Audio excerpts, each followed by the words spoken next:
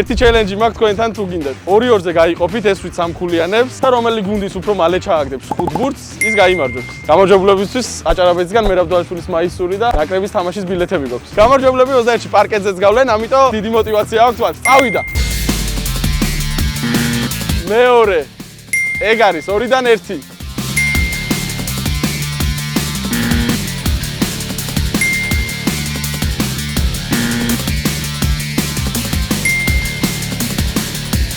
Dvidან 4 და 9-დან 4 და 10-დან 4 რა ხდება?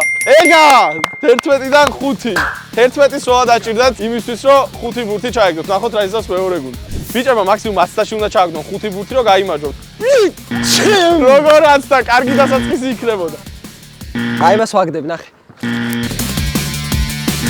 LeBron James.